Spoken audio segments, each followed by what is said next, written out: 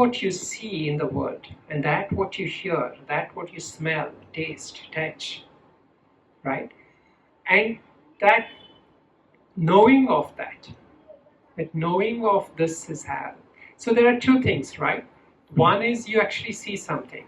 So you could see this red color, you could see maybe somebody wearing a white color, you could see, so these are all different colors. Behind these colors, what is that one thing that is essential? And that is this awareness, right? We have to be aware of that. So if you were to have your eyes closed, you will not be aware of those colors. You may hear sounds, but you will not be able to perceive the color. So the sense, that object, the first we start with what we call as objects. Objects are all these things, whether you take the sounds or the things we see, the sights and all that we have, which these are all the objects, right? The second is actually that knowing of that. So there is, well, what we talk about is that first is that what my senses pick up. The next is that what my mind picks up. So the difference between seeing something and the mind involved with that, right? So those are two things. But that any psychologist can tell you that, or anyone in psychiatry or anything, consciousness, I mean the neuroscience, anybody can tell you that. So there is an interaction between what I see and that perceiving of that, and that they say is what the mind comes in. So there, actually, in one way you're right that there is a certain difference. What is that difference is that mind activity related to hearing is different from the mind activity that is related to seeing, right? The functions of the mind is different here. There is a functioning aspect of the mind which tells me that I'm hearing. A functioning aspect of the mind which tells me that I'm not seeing but I'm actually hearing, right? So that ability to discern is at the level of the mind. But there is a more fundamental thing, and that is where we come to what is called as the spiritual science, or what our topic we are talking today about Vedanta. So this fundamental difference here in Vedanta is that we are going beyond just what is the mind. Okay. So when we talk about what is called as mind operating, there is objects. Objects meaning I hear, I smell, I taste. All these are objects. So these are all the different perceptions. So that is one level. The second level of that is that there is a certain kind of relation of that, what becomes like an experience for us. There is a certain internal sensation, right? So the same thing I see, like maybe if somebody loves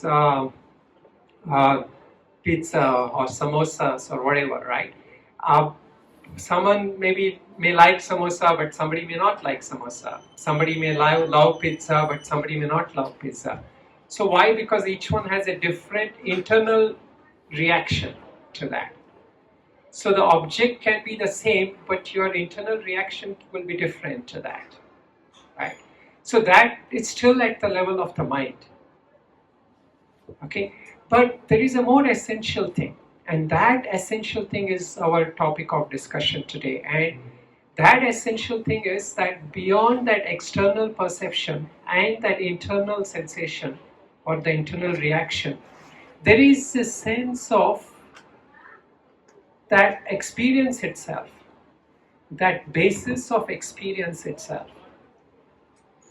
And that is what we call as awareness. So awareness here is that awareness precedes the sense of having a certain kind of relation from the mind, like I like somebody, I don't like somebody, somebody says something I love, that same person says something and I don't like. So this is all the mental reactions. But the more essence of that is that what we call as consciousness. And this consciousness is what in Vedanta we call as self, with a big letter S. No? So the first is objects, which everybody in the world experiences. The second is that reaction that we have at the level of mind, and that also everybody in the world is to some degree aware of. But going beyond that is the sense of awareness itself, consciousness itself. And so this awareness, right, is the essence of all our experiences. And this awareness is the basis on which all our experiences takes place. And this is what we are going to be contemplating on. Okay? Why? Because this is not something that we hear about commonly. And this is not something that I can kind of deduce on my own understanding. And this is also not something that I can kind of scientifically explore. And this is where the Indian Rishis gave us these teachings. And these teachings are what was initially given in Vedas, what we call as the teachings that was in the Vedas. So what are the teachings of the Vedas? Is that there is the first is that the initial part of the teachings of Vedas, which is called as Karma Kanda. Okay? And the second part of that teaching is that essence of that teachings. So the first part of the teaching of Vedas is called as the ritualistic part. And the second part of the teaching is called as what is called as self-knowledge. Okay? So now this is what we call Vedanta. Vedanta means the essence of Veda or the end of Veda. Okay?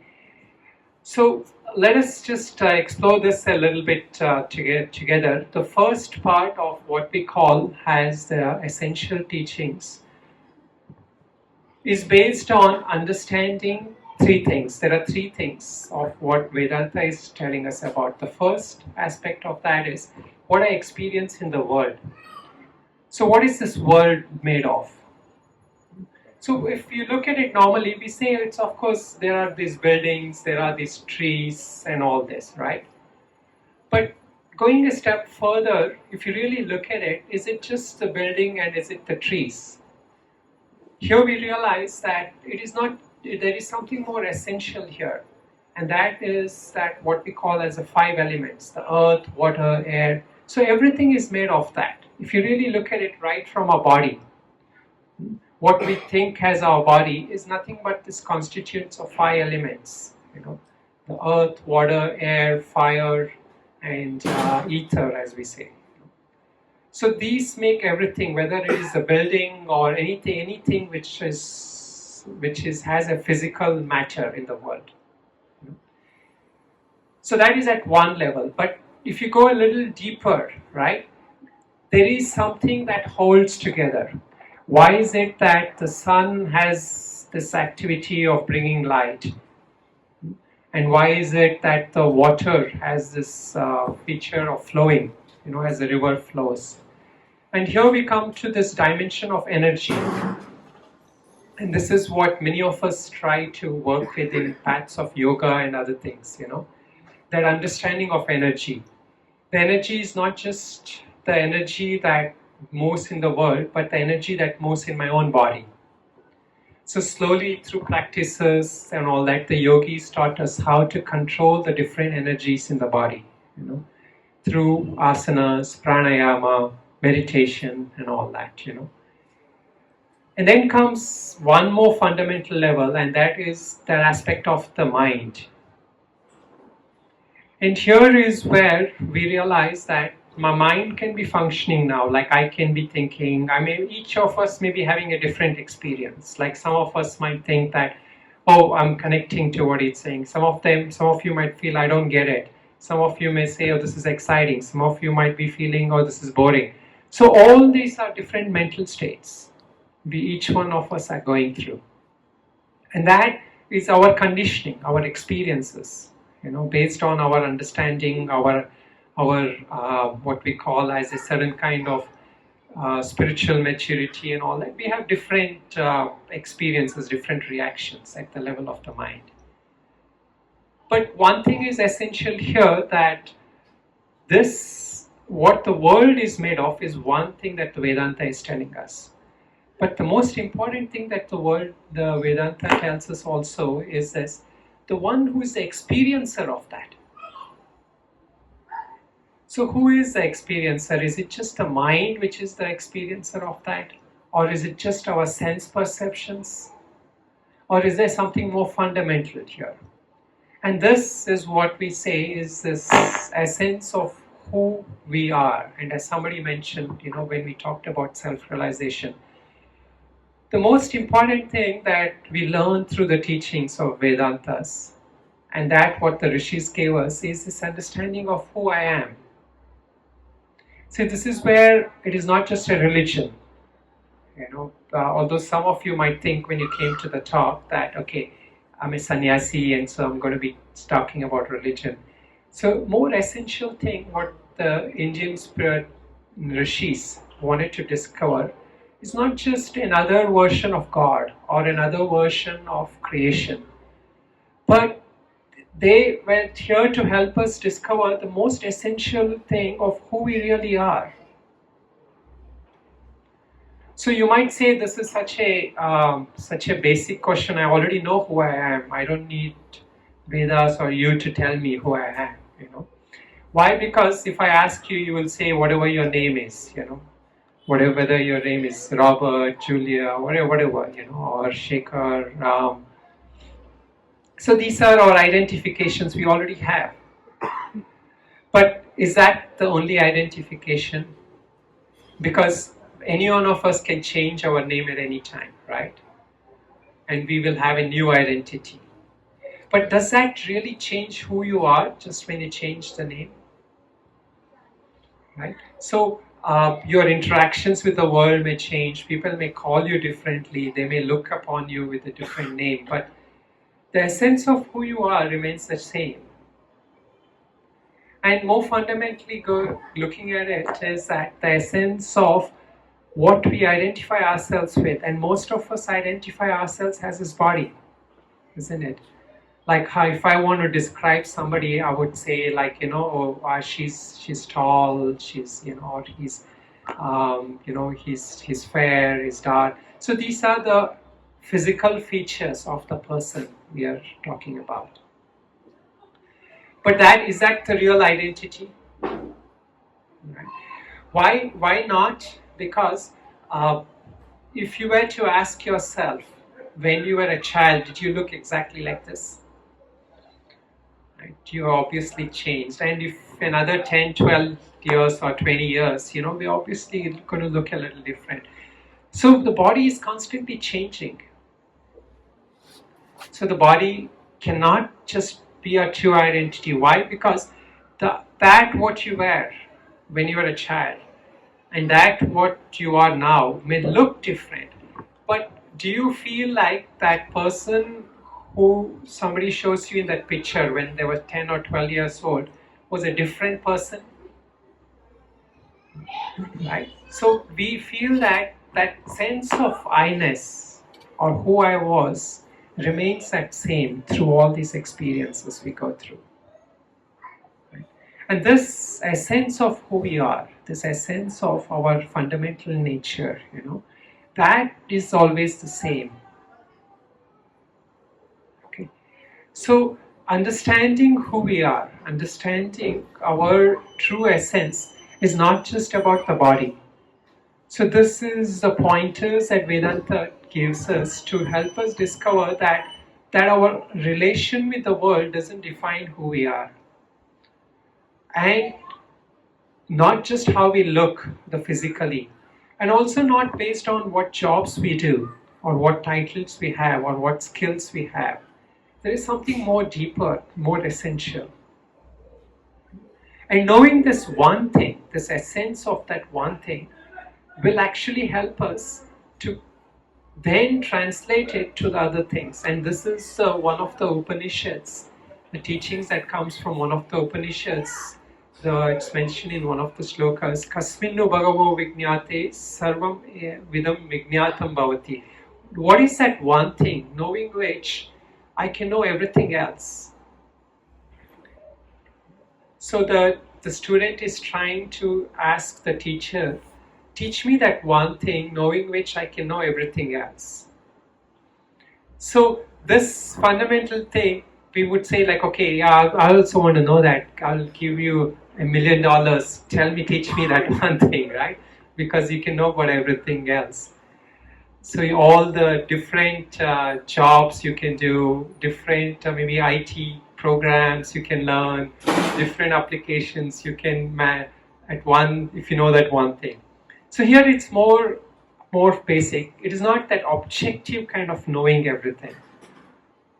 Meaning it is like not that knowing that okay, I know how to recognize this tree from that tree, or I know how to build this building, and I know how to do that. So it is not that kind of objective knowing. It is what we call as a subjective knowing. So having the subjective knowing is the most essential thing for us to have this objective knowing. Because without the subjective knowing, there isn't really any objective knowing. What we call as this awareness, right? Like for a more fundamental thing, if you look at it, that when you are in deep sleep, if somebody is just playing some music somewhere else, can you hear that? No, right? So why? Because that at that level, you are not aware of that. Of course, if it's loud enough, you might wake up. More fundamentally, what we talk about this awareness is that is this essential nature of who we are, or what we are. Okay, and so this discovery is that path of what we call as the journey to self-realization. So the journey of self-realization is this path where we start from this understanding not just this objective nature of the world, but understanding the subjective nature of self.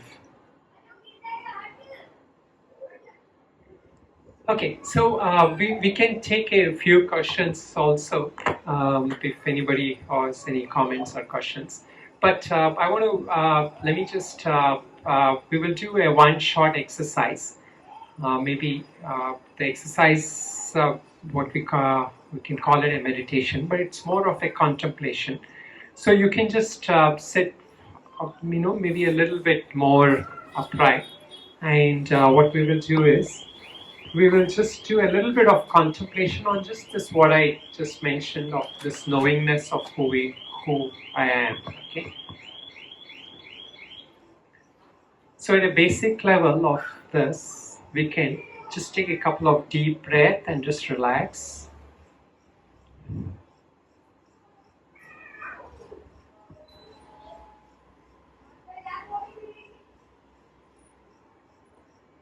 So I'm going to just say a prayer, and you can just listen and you can just internalize that prayer. Om Sahana Vavatu Sahana Bhunaktu Sahaviyam Karavavahai Tejasvinavaditamastu Ma Vidvishavahai. Om Shanti Shanti Shanti. So let us just kind of have an internal intention that I want to use this opportunity that has come in my life.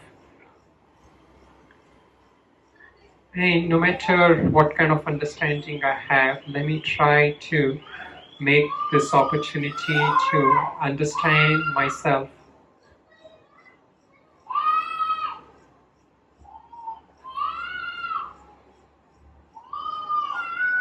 So the first kind of step in this is, let us bring our awareness to our body.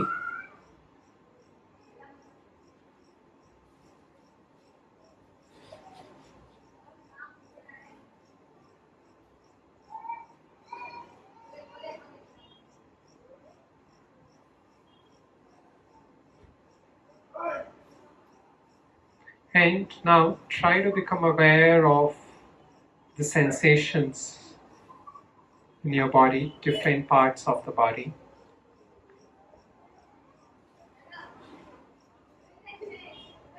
So there is a kind of a changing sensation at every point.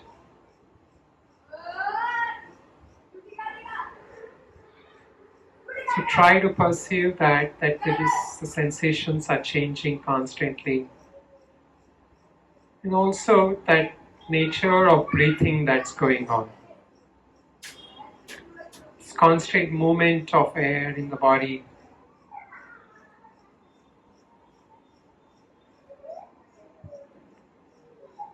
Now, even though you have your eyes closed, you are aware of the body. You are aware of the breathing.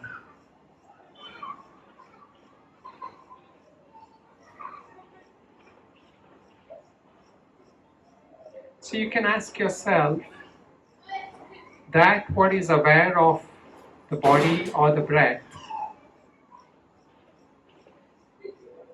is that part of the body or is that different?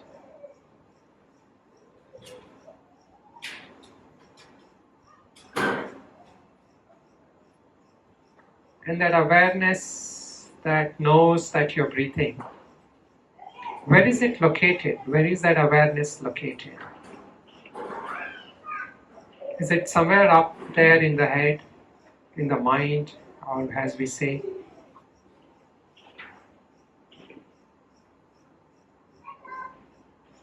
Are you kind of looking out from the head? Can't you also be looking out from maybe your heart or somewhere else in the body?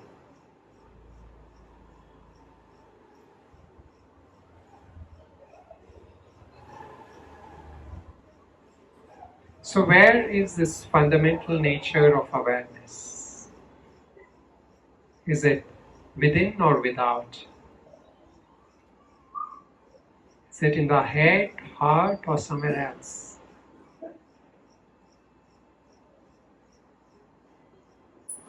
And if this thing is in the head or somewhere, as if it's a part of the body, how does it look like? What is it like? What color does it have? Or what shape does it have?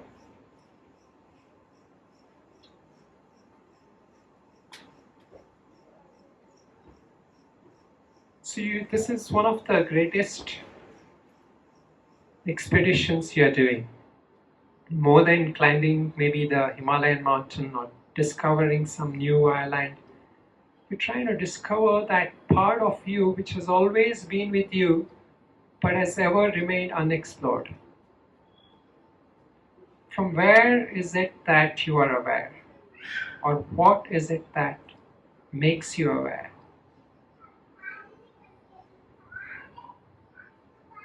You've always felt that it's a part of the body. Somewhere in the body it's there. So let us really question this today.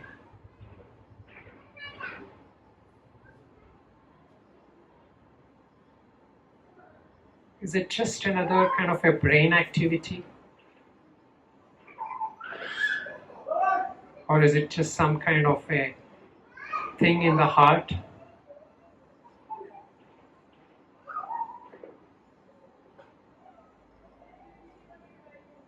That sounds you hear. So we're not doing a meditation where we are saying that, this place needs to be quiet or this seat needs to be more cozy.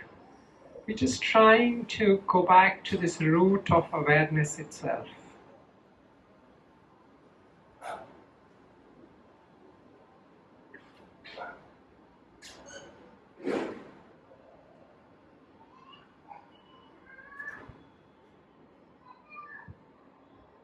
Where or what does this awareness looks like?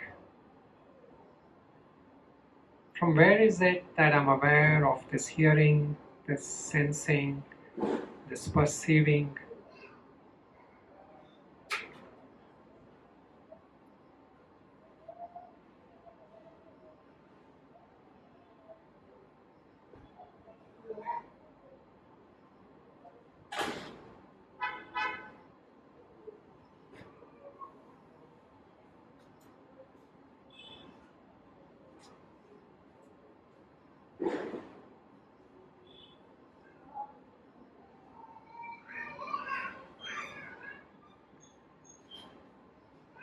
You can just stay with your eyes closed for a few minutes, but just relax completely and try, no need to do any kind of mental inquiry now, and just try to completely let go and feel that sense of just being with your own awareness.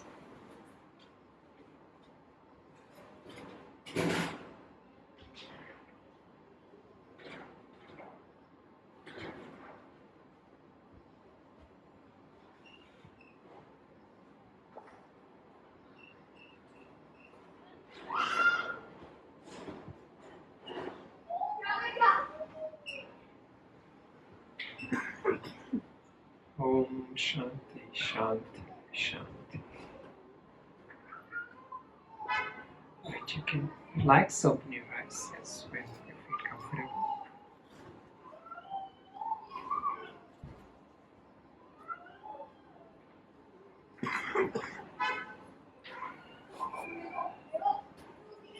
Okay, I'm not going to necessarily make any. Each one, will have different kind of experience. So some of you might just kind of try to explore this more, and but one of the things what we were trying to do in this exercise was, first we were trying to see that sense of becoming aware of the body.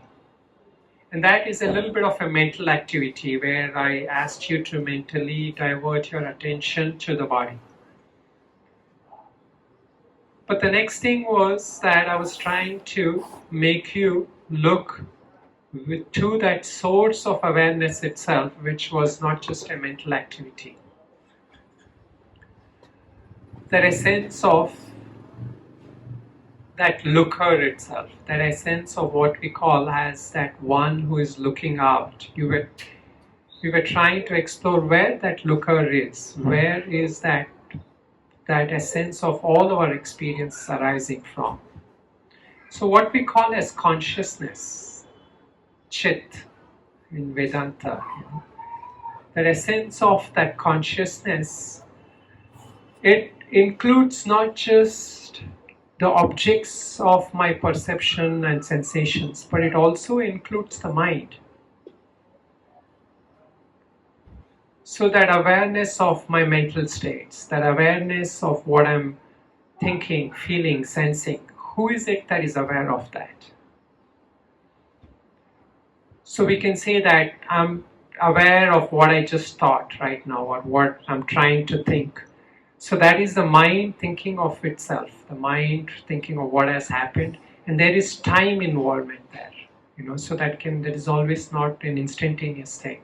So you look back on something, or you become aware that, okay, I just saw this, but the moment you become aware, that moment has lapsed, you move to the next moment.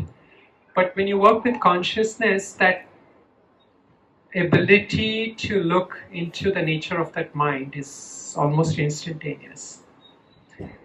And so this is where our meditation can be a 24/7 thing. We don't have to necessarily sit in a certain posture and meditate. But of course, initially it requires some formal training. But slowly what we are trying to come to is that to have a sense of our awareness all the time. And this is what the Rishis had, not just, as we say, in daytime when they're awake. They had this during their waking, sleeping, dreaming. And not just that, through what we call as lives after lives. Why? Because they have learned to be with their awareness. And so that change of experience might happen. But they has, in their sense, once they become aware, that experiences does not taint their understanding. Okay, so this is just an introduction and a taste of it. And as I mentioned, we will try to go through for a few further sessions. But now, those of you who want to know more, there are options. There are, the online Sangha too, which there are some information, you can take that. But There is also online classes which we do. We can connect you. But for now, if any of you want to talk, any of you want to have any questions, comments, or even want to share any experience you had, you're welcome to do that. And as we will keep it related to our topic of discussion today. There are so many. This is a rich topic, and so we'll not be able to cover everything. But as much as we discussed, we can. If you have any questions, comments, you just raise your hand, and she will bring the mic. Yeah. So.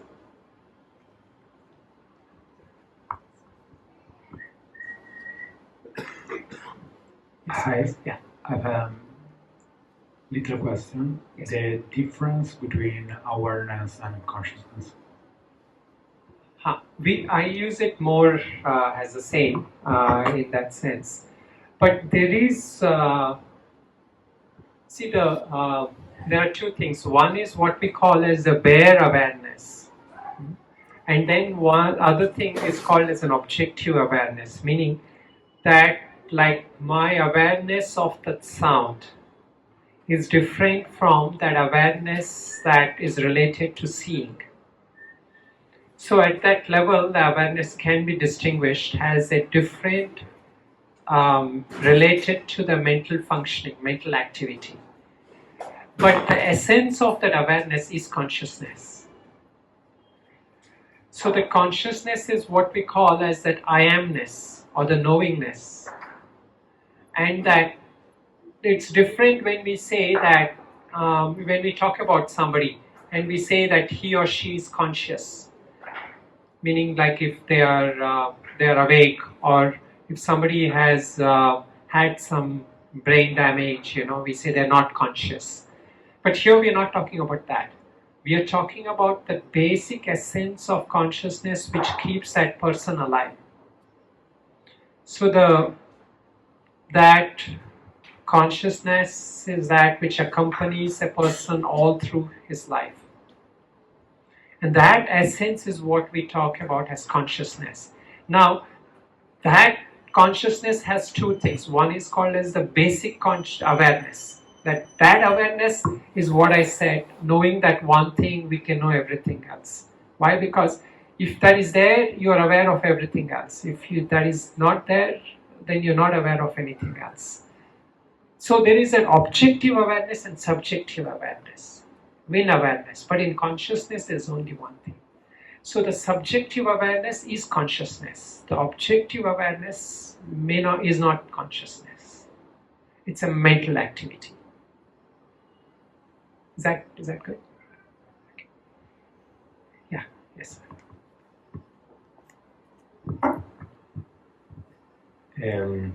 When we talk about consciousness, we talk about God.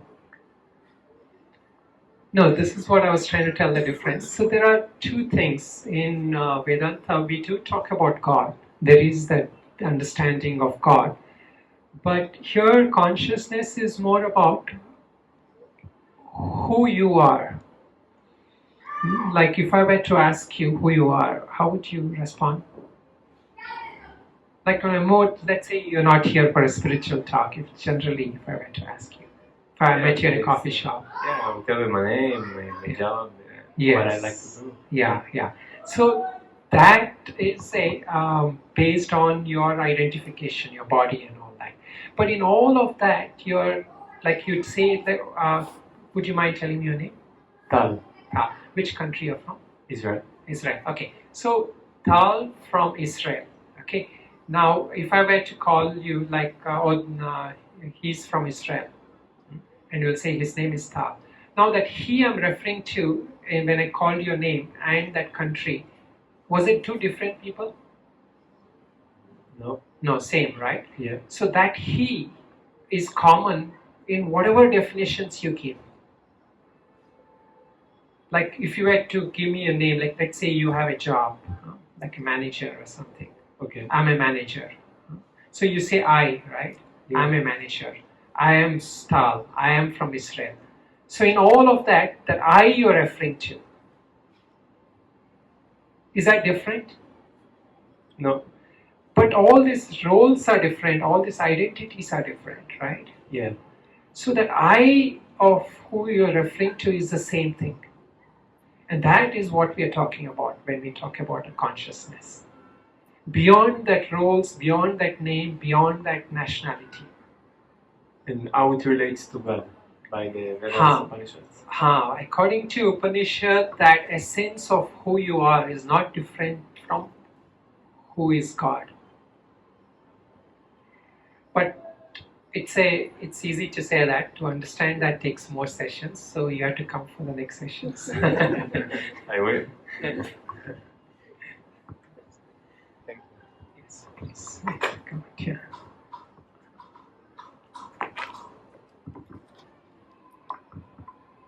So I was wondering how to.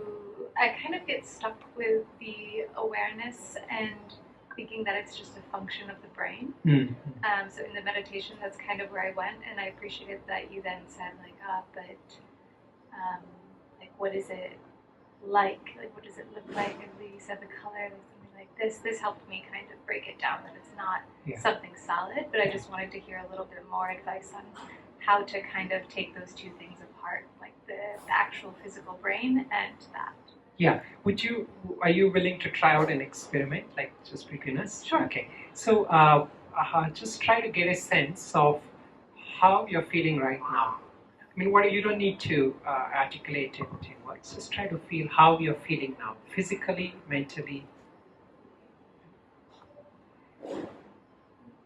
Okay. Now, this sense of how you're feeling now, everyone can try that also as I director. Okay. How you're feeling now. Are you aware of that? Yes. Okay.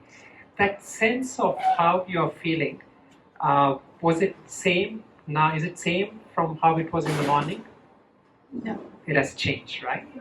But if you had done this exercise in the morning, you would have been aware of that in the morning too, right? So that mental state that you experienced in the morning, that mental state you're experiencing now, right? And now, can you change your position? Okay. How do you feel now? Different. Yeah, different, right? So this awareness that you have of how you're feeling now, that in a sense is not a mental activity. So slowly what happens is that when you say that I felt good, I felt bad, or I feel happy, I feel sad. See, these are all the mental activities. Right? But more fundamental to that is that what we are talking about today, that sense of consciousness. But what happens here is the trick. The moment you kind of think, okay, this is what I am, that experience kicks in and says, oh, I'm feeling good. So that thing that qualifies that experience kicks in. So we are not able to stay with awareness too long. So this is why meditation on consciousness or awareness takes more skill. But meditation on creating a positive mental state, is not that, is relatively easier. Okay, and that is why, there is more allure to learn yoga, meditations and all that than this. Yes. So the emotions are changing, and so that is not Yes. awareness, because the awareness is unchanging. Yes. The moment that you feel that nature of awareness is also colored by my experience, then you have slipped into the mental state again. Right. Right? But the moment you're aware that, oh, I'm feeling sad or I'm feeling excited, and that sense of knowing of that, and that itself is never changed by the nature of experience. That's clear. Thank you. Was that clear? Yes. Okay.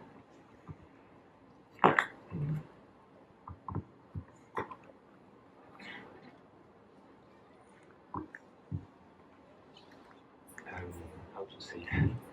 If, like it feels when you ask where is the consciousness when you did the exercise, or what it looks like. It feels like it's either everywhere or it's nothing. And so how, when you say self-realization,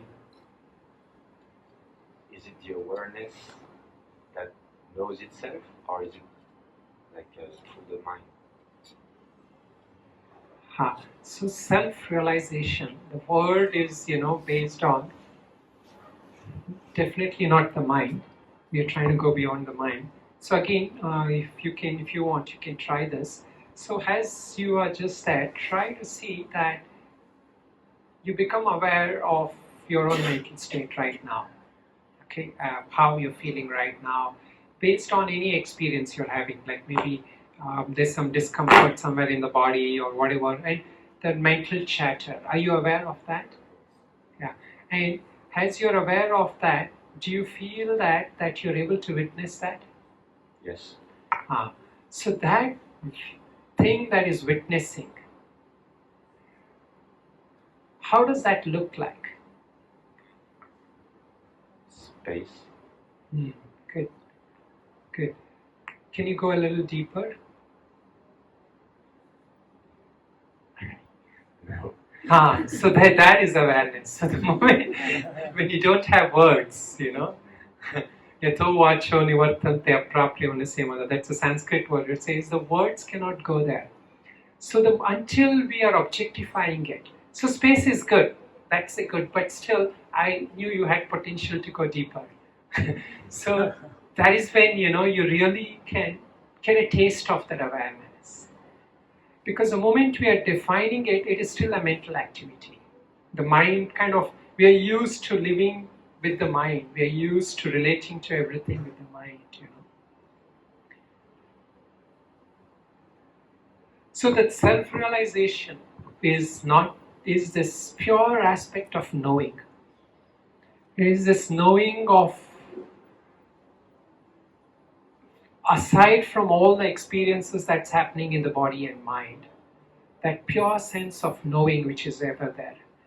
But usually what happens is with every kind of knowing, we relate it back to something else. And that is why we are excited to, also when we come into spirituality, we want to know God. We want to know who is God, who is the creator. Why? Because we want to objectify our experience. And so what the Upanishads is telling is that the essence of God is nothing but yourself. So know yourself. And of course, know thyself, it's there in other religions too. So knowing thyself, knowing yourself is the essence of, here it is like you don't even start with God, you start with yourself first. Know who you truly are. And of course, for the sake of language, for the sake of relation and relating to the world, we need to understand also aspect of energies and all that. And that is what the teachings of Vedas have, all that. But the more fundamental essence, and if you say like, I don't have time for all that and I just want to understand the quick essence, then we say, just stick to this, the sense of, just as you said, that explains like nothing, And the moment you come to that is that sense of true knowing.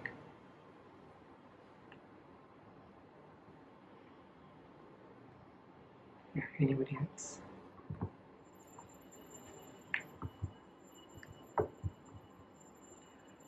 You were making the point that we are not our experience, right? Yes.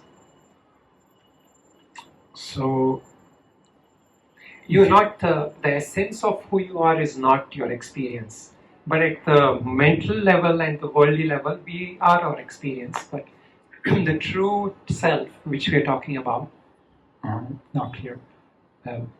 Just I want to point out the relationship between experience and our consciousness. yeah, We can say like that. Can consciousness be increased by our experience? okay. So this is where I have to step to the realms of yoga to explain this.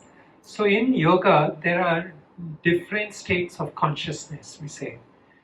So consciousness can be raised to different levels. And what that does is that enhances your ability of knowing.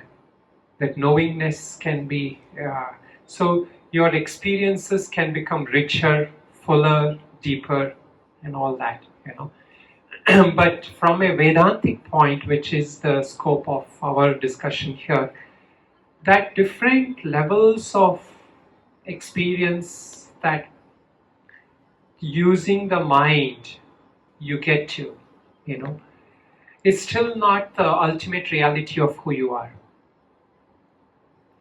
So through using my mind, I can enhance my experience of my own consciousness.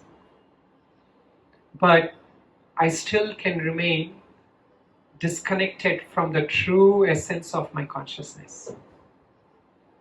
Why? Because this teachings of Vedanta is not for somebody who has meditated for hundreds of years and had some samadhi experiences. This is for everybody. So most of our teaching is based on how we live our life. And in that, there is a potential of knowing our true nature. But it is true that if our mind is brought to the point of higher consciousness, or increasing that consciousness, the potential is greater to know ourselves, to realize ourselves, and stay with that knowing. So let's just like as he mentioned, like that sense of nothing, that experience you have of nothing, that stays for a few seconds, but then again we get objectified, we get sucked in. So through certain meditation and practices, you can raise the mind to that level where it will cooperate with consciousness. Yeah. Somebody here had a question. Yeah, Jessica up front. Namaste. Namaste. Basically, I belong to India itself, Ah. and we are from Brahman family. Okay. Our ancestor reading that's Veda, Upanishad from centuries. Yeah. So it's very easy for us to get into that thing awareness. We have been worshipped that for so long, Yes. but it's very difficult to stay consistent in this thing. Right. Because when we started and then we go back to zero. Mm. So how to maintain our consistency on that thing? So one is, especially since you come from India, that kind of a scriptural teaching is one thing. Having a scriptural understanding of all the different Vedas is one thing. The other is that there is a what we call as that experiential understanding. So what happens when we have the scriptural understanding is we have a vision, we have a certain kind of way of looking and perceiving, so which in one way, but maybe some of you who come from the West don't have that, But at the same time, what happens is if we remain at that level without certain kind of what we call as a proper instructions, either from a guru or from some kind of a series of practices, you're not able to get that consistent pointers. And what are these pointers? These pointers are most essential for us wanting to personalize those teachings and live those teachings. And this is why we say in this one that Shravanam, Mananam, Nididhyasanam, that listening, meditating and contemplating on that. It has to be consistent. And this is why, although our goal is not so much to have another big organization, why we do this online teachings and all that is, we need consistent listening. We need that consistent pointers. What happens with that is that what happens is this can become a one-time experience. And we say, okay, I'll live the life the way I was living all along. So this consistent mirror into ourselves is what we get when we are listening to some teacher on a regular basis. So the scriptural teachings are good. That will give you a better foundation. So both are helpful. So these are the two things we work on. One is that experience, the other is that understanding of the teaching. So both have to be there. practice. And then what happens is, this is the intellectual understanding, right? The experiential is what we call the heart kind of thing. Then what happens is these slowly starts transforming into our habits in our daily life. All our interactions, all our way of reacting, or way of our things, all that gets transformed over time. So let us just take a minute to have a sense of gratitude for this opportunity, and also a sense of acknowledging yourself for giving yourself the time to come here to listen to this.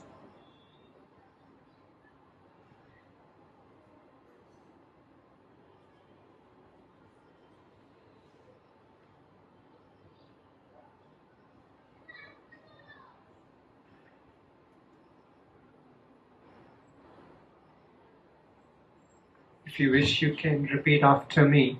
A very simple mantra, which we generally say. The idea of this mantra is lead us from darkness to light, from ignorance from unreality to reality, and from death to immortality. So I'll say one part of it, you can repeat after me. Om Asato Ma Satgamaya Tamaso Ma Jyotirgamaya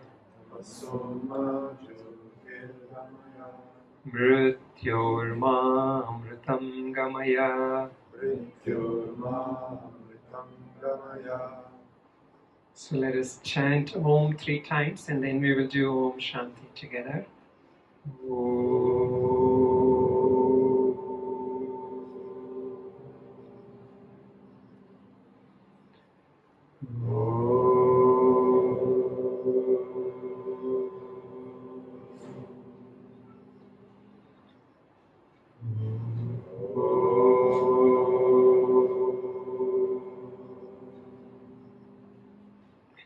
Together. Om Shanti, Shanti, Shanti.